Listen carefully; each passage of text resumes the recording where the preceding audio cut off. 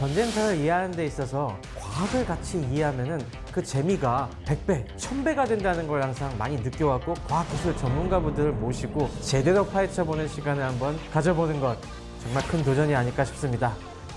이런 게 집에 있어요? 네. 왜 갖고 있는 거야, 이런 걸? 이럴 때 이 밀떡들은 최고의 기쁨을 느끼는 거잖아요. 어떤 스프링이 들어가 있나 궁금하시지 않으신가요? 보이세요? 아, 힘들다, 힘들어. 네. 이게 일로 돌아갈 때 이것도- 이것도 알았어요? 몰랐어요. 그쵸? 이야, 이걸 설명하다니 여기서 내가 미쳤지.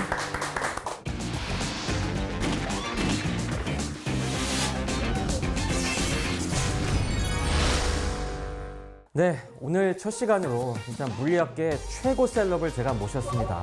우리나라에 모르시는 분들은 전혀 없으리라 생각됩니다만은 그래도 인사 한번 청해드리도록 하겠습니다. 네, 안녕하세요. 체스를 흥분시킨 과학자. 지금 경희대학교에서 학생들을 가르치고 있는 김평욱입니다. 반갑습니다.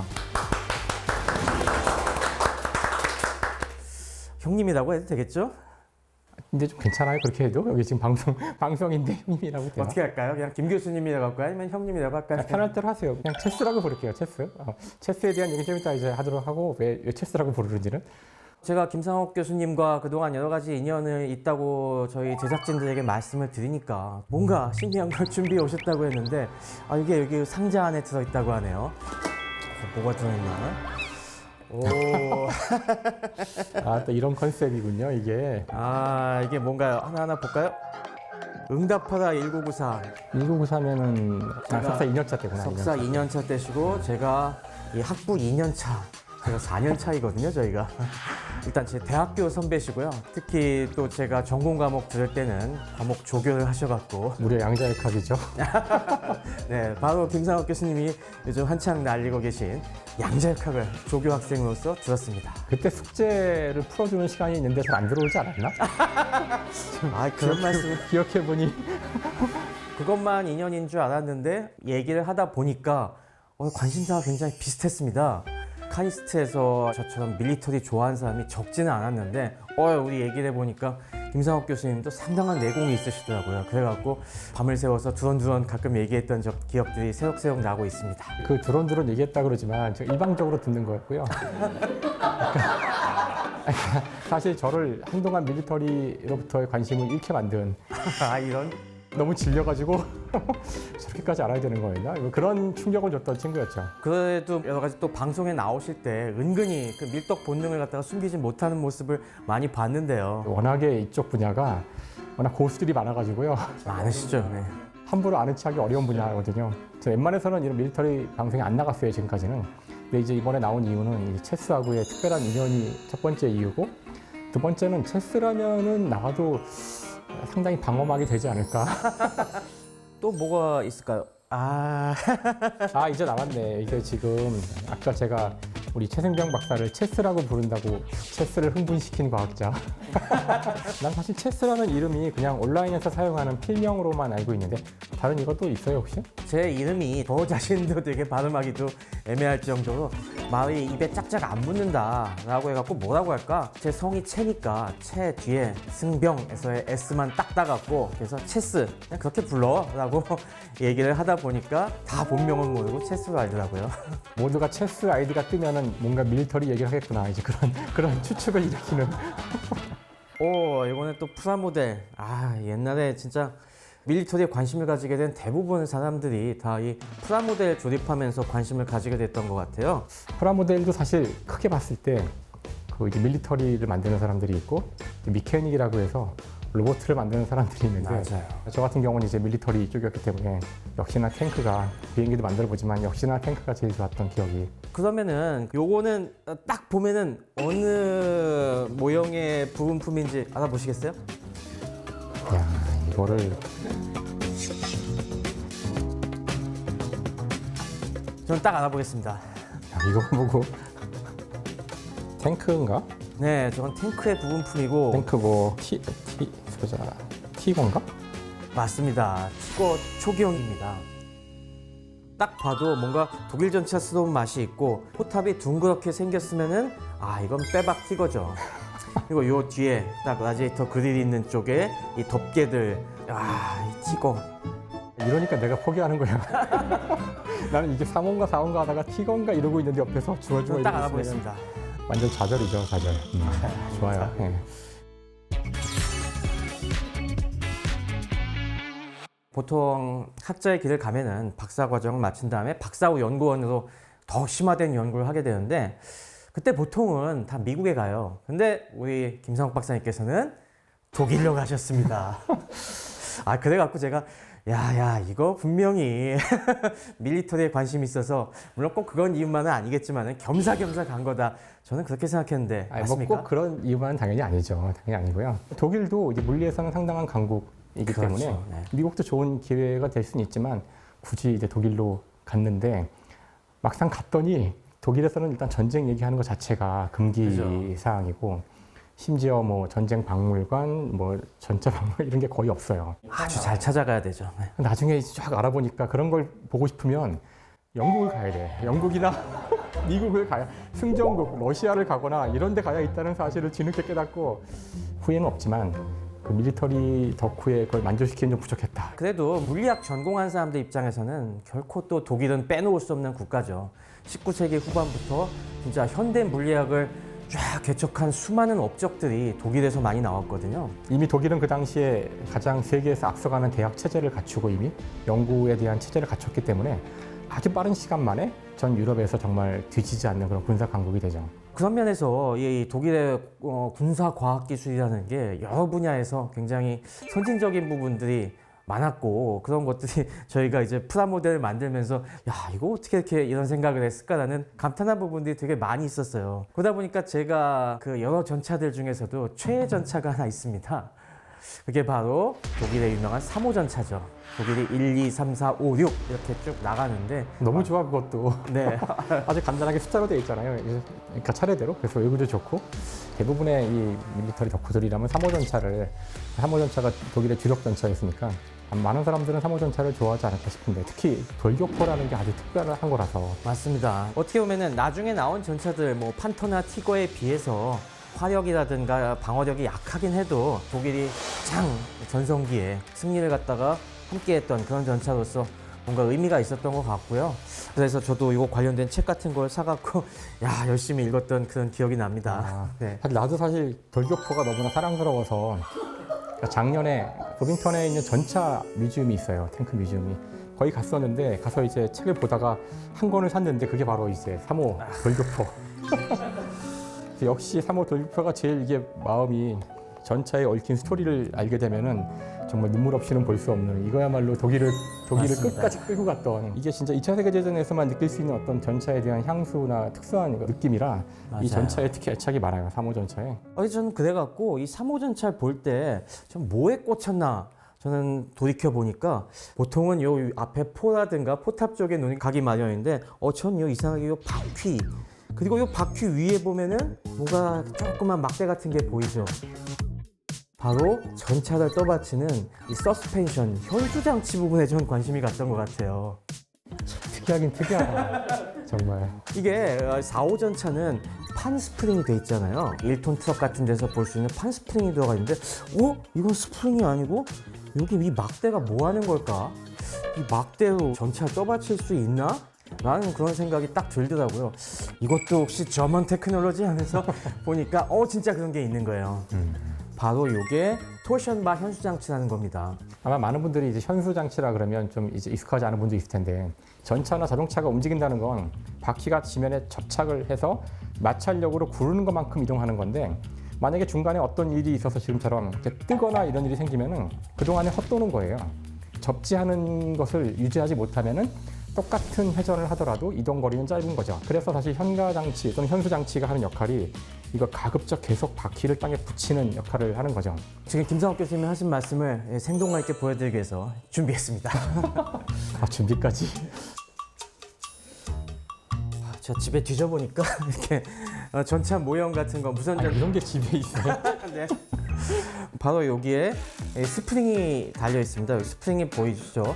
스프링으로 만든 현수 장치예요. 그래서 이게 이런 식으로 쭉 가면서 장애물을 만나면은 통통 튕기면서 우리 김상욱 교수님 말씀하신 대로 계속 붙어 있게 되는 거죠. 근데 이게 여느 전차 같으면은 대부분 스프링을 이용하거든요. 이 셔먼 전차 같은 데도 보면은 여기 이렇게 다 이 사이에 들어가 있는 게 다 스프링이거든요. 이것만 보면은 여기 스프링이 어디 있나 생각하실지 모르겠는데 수평으로 된 이 장치 안에 들어가 있습니다. 이 장치 안에 어떤 스프링이 들어가 있나 궁금하시지 않으시는가요? 저는 솔직히 궁금했어요. 근데 이걸 우리 주변에서 어디에서 볼 수 있나 딱 제가 찾아봤더니 이런 데서 찾아볼 수가 있습니다. 이 가위가 접혔다 폈다 할 때 해주는 이 스프링이 좀 특이하게 생겼죠. 이게 바로 이 볼류트 스프링이라는 건데 이 판이 똘똘똘 말아놓은 상태에서 굽혔다가 펴졌다 하는 볼류트 스프링이 바로 이 셔먼 전차의 안쪽에 들어가 있다고 이해하시면 됩니다. 저는 그래갖고 이 3호 전차를 볼 때 강철봉에 이 비틀림 탄성을 이용한 그걸 알게 된 다음부터 요거에도 굉장히 관심이 가더라고요. 이 비틀림 탄성도 우리 김상욱 교수님이 얼마나 멋지게 설명하시는지 한번 제가 도움을 청하도록 하겠습니다. 멋지게 할 건 아니고요. 이런 게 멋지게 한다는 게 무슨 뜻인가? 착착 와닿게. 누르면은 당연히 스프링은 원래대로 돌아가려고 하기 때문에 이렇게 다시 밀어내는 이거 복원력이라고 하는데요. 이런 힘이 있게 되는데 사실 이런 종류의 복원력은 꼭 누르는 것만으로 얻어지는 것이 아니라 이렇게 비틀어도 물론 이건 지금 비틀면 부러지겠지만 제가 그래서 비틀 수 있는 것도 준비해 왔습니다. 그런가요? 무서운데 여긴. 이런 그렇군요. 걸로 좋을 그렇지, 것 그렇지. 이것도 괜찮겠네요. 이게 이렇게 비틀면은 손을 놨을 때 다시 원위치로 돌아오잖아요. 그러니까 결국 마찬가지죠. 스프링이 하는 역할과 똑같은 역할을 이런 바가 해줄 수 있다. 그래서 얘를 토션이 비틀림을 말하는 거고요. 바가 이런 걸 바라고 해요. 여러분 이거 아이스크림 바 아시죠? 네, 그래서 토션 바라고 부릅니다.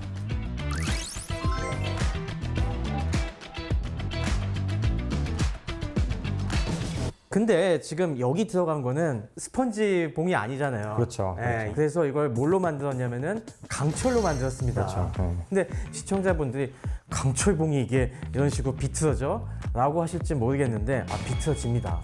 이게 우리 여러분들 집에 하나쯤 있으실 육각 렌치 있거든요. 이런 육각 렌치를 갖고 이 휘어지는 걸 우리가 볼 수 있습니다.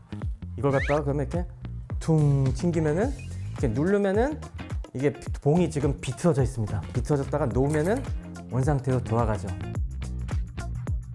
여기는 지금 1.5mm짜리 봉을 썼습니다만은 이걸 엄청나게 두꺼운 걸 쓰면은 수십 톤이나 되는 전차도 이렇게 떠받칠 수가 있는 거죠.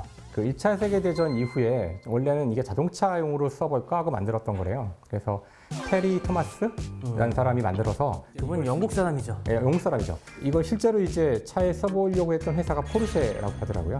그래서 차에도 이걸 사용하고 했었는데 나중에 이게 전차에 쓰일 줄은 몰랐을 것 같은데 특히 이 3호 전차의 토션바에서 재밌는 게 하나 있는데 이건 체스도 모르지 않을까? 이런 거 좋습니다. 여기 이제 바퀴가 6개 있잖아요. 밑에 아래쪽에 여기 토션바들이 들어가야 되는데 이 지름이 같지 않았대요. 알았어요? 몰랐어요. 그렇죠. 드디어 체스가 모르는 걸 이 책에서 봤어요. 이 책에서. 역시. 이럴 때 이 밀떡들은 최고의 기쁨을 느끼는 거잖아요. 이럴 수가. 이게 6개가 55cm, 52cm, 44, 44, 52, 55 밀리미터예요. 아마도 각 바퀴들이 받는 그 힘의 크기가 다 다를 거라서 크기가 힘이 클수록 당연히 커져야겠죠. 그래서 이게 달랐대요. 그래서 표준화되어 있지 않다는 것이, 하나로 통일되어 있지 않다는 것이 나중에 부품을 조달하거나 그럴 때 그렇죠. 자꾸 문제를 일으켜서 이제 뒤에는 많이 통일이 된다고 하는데 초반에는 그 토션바 때문에 뭐 좋은 점도 있었지만 이거를 다른 그 지름을 갖는 것들을 맞추느냐고 굉장히 머리가 아팠다고 하더라고요. 체스가 모르는 걸 얘기했어. 나 가자 이제. 다 했다.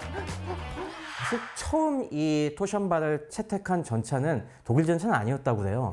스웨덴 전차였는데 스웨덴의 란스베르크라는 그런 회사에서 그 당시에 이제 수출용 전차를 만들면서 했는데 근데 사실은 여기도 독일이 관여한 것이 그 당시 독일이 1차 세계대전 이후에 무장이 금지가 됐잖아요. 전차 같은 걸 못 만들었는데 그래서 독일 기술진들이 소련이나 이런 중립국 스웨덴 같은 데 가서 그쪽 회사들과 같이 이런 제품을 개발했었는데 그때 이 스웨덴 전차에 처음 채용이 됐다고 하고요.